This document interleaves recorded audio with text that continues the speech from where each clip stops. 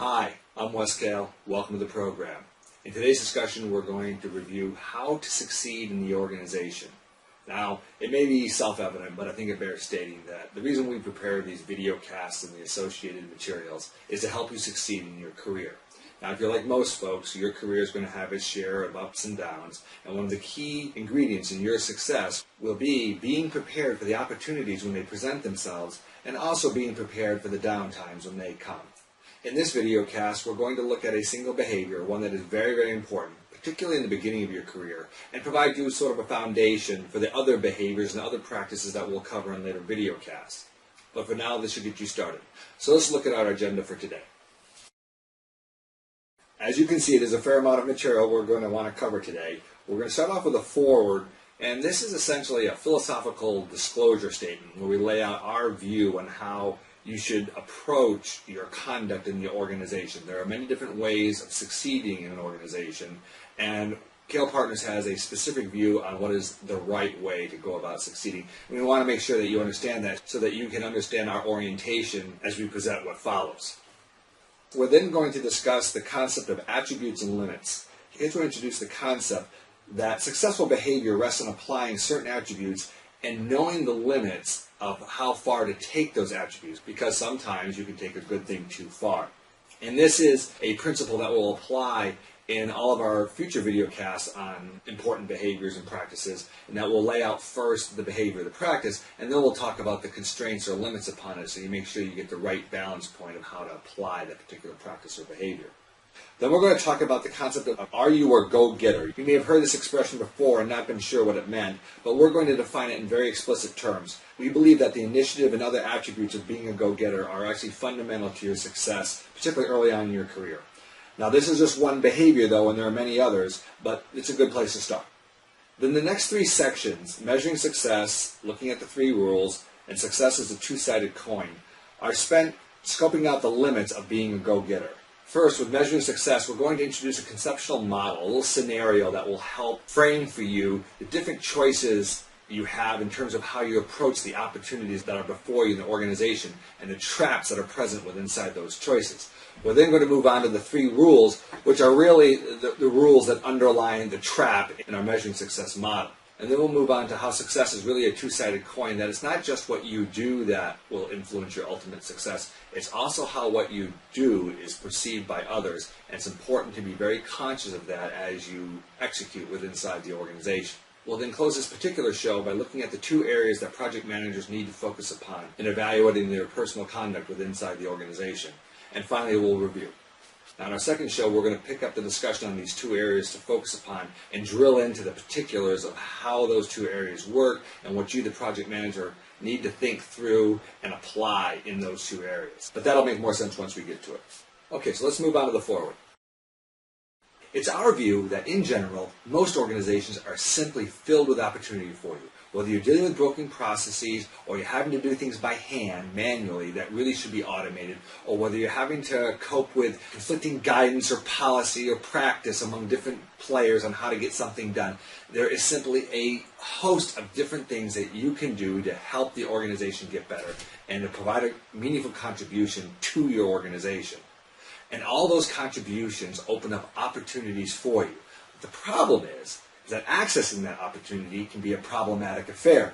You may make all the right moves, say the right things, build what you believe are the right relationships, and yet nothing seems to happen. And so after expending a great deal of time and effort and energy trying to move things forward in your career, you end up frustrated, disappointed, and unsure of yourself. Well, what we're going to try and do here is provide you some guidance that will help reground you and give you greater control over how to assure your success in the organization. And so we'll step back and seek to understand the situation that you face. And then we'll develop methods that will help you succeed on not only a transactional basis, but build a pattern and momentum of success throughout your career. Now, what's important to note here is that we promote a merit-based approach to your personal success. There are many different ways you can succeed in your career. You can succeed based upon luck. You can succeed based upon riding the coattails of someone who is a dynamic leader who's rising up to the organization. You can succeed based upon political opportunism. Even criminal conduct can sometimes, in the short term, move you ahead. we're not going to be promoting any of those manners of succeeding in your career. Instead, we're going to focus upon how we can give you tools that will allow you to succeed based upon the merit of your own contributions to the organization. Now, in later videocasts, we will consider the interplay between luck and political opportunism and relationships to take account of the fact that they do play a contributing role and are a material aspect of life in the organization. But we're not going to focus upon how you can use those in order to advance your career. Instead, we're going to focus upon how your behaviors, your practices, your contributions will lead to your success. So, that's our philosophical disclosure statement. Let's move on. So, there are two elements we need to learn. The first is attributes. This is the what, when, where, why, who, and how of what you do and how you're going to behave. Okay? It's all the different components around a behavior or practice that describe positively what you should be doing. Okay? But then we're going to talk about limits, which are the principles and rules that are meant to constrain taking the attribute too far. And as we go through our various videocasts, as I mentioned at the beginning, we're going to deal with many different dimensions of potential success. We're going to talk about various disciplines like behaviors, practices, management, leadership, etc. And we're going to look into different fields like project management, career opportunities, and IT-related matters. And all of them fall under this umbrella of having attributes and limits on those attributes that are important for you to understand. And here's a little graph that I think does a pretty good job of conveying what we're trying to get across here. Bottom line is that there's a certain attribute, say personal initiative, that is important. Okay? Well, some folks may believe that if I do a little personal initiative, that would be a good thing, but if I do a lot of personal initiative, that will be a great thing. And that's just not the case. Taking initiative too far can be a problem. And that's where we talk about the limits. So while the attribute of personal initiative, X, is good, we also want to understand what are the limits that might roll that back to the level of personal initiative that is the appropriate level of personal initiative. And that's the whole give and take of these discussions. They'll tell you what are the good things to do, they'll tell you the limits on those good things so you don't take a good thing too far. And the foundational attribute and its limits that we're going to discuss here are being a go-getter, something that we'll talk about in more detail in just a moment, and the three rules which act as a limit upon being a good go-getter. So let's ask you the question, do you believe you are a go-getter? Well, I guess the answer to that question really depends upon what do we mean by a go-getter. Here's how we define being a go-getter, and this is a bit of a mouthful. Okay? It is someone who manifests the behaviors of being an individually targeted, autonomous, goal-seeking, self-healing, problem-solver. Something we know affectionately as an antagist. Okay, so let's drill down on these and take a look at what we mean by them. When we talk about being individually targeted, what we're referring to is that you're someone who accepts a leading or owning role in the tasks that are before you. You're not someone who has to be chased down and pinned down by your manager in order to take over responsibility for something. You're someone who seeks that responsibility. And secondly, that you can handle being alone. And what I mean here is not that you're the only person working on a project. There may be many people working on a project. What I'm referring to here is the fact that there are going to be times when you're responsible for something when you don't feel like other people are supporting you. No one's rushing to help you out. No one's backing you up. It just feels like you're on your own with this, and you're okay with it. You understand that part of the game of being responsible is that sense of being alone when things get tough. When we refer to autonomous, we're talking about someone who displays that personal initiative that we mentioned earlier. This is someone who desires guidance in that direction. They don't have to be given explicit step-by-step instructions on how to get something done. They're told to go here and solve this problem, and that's good enough. They'll figure out the how and the when and the where of everything. Just give me a sense of what's important and where I need to go, and I'll take care of it. You don't need to give me step-by-step instructions. That is an exceedingly powerful attribute. Unfortunately, many people wait until they have explicit instructions on what to do before they get going. That is a hindrance to the forward progress of many organizations. And finally, there's a sense of curiosity. You're going to go out and change the world. You need to be curious about what's out there. You've got to be willing to go down paths of inquiry that are new to you and to the organization in order to find out what the opportunities really are. The next attribute is goal-seeking. And here we're thinking about closure orientation. We've discussed this in earlier videocasts, but this is someone who is not daunted by the obstacles that are going to be thrown in their way or may just emerge in the course of pursuing their path forward. You've got to be willing to overcome and adapt to the issues that are going to emerge, and this is someone who does that. The next one, self-healing, is what I call the no whining attribute. And here we're talking about someone who can deal with the uncertainty of the change process. Bottom line is that if you're trying to change things, there's going to be all sorts of questions that are out there. You're not going to know whether you're doing the right thing, are you doing it the right way, how is it being perceived by others. This stuff can weigh on you, and you've got to understand that that's just part of the game of trying to change things for the better and fight through that. Also, you're going to make mistakes. You're going to have to take the initiative on things, not ask permission, and have to beg forgiveness when it turns out wrong. So there's going to be some punishment along the way that you're going to have to heal yourself and move on, because no one else is going to put a Band-Aid on your knee.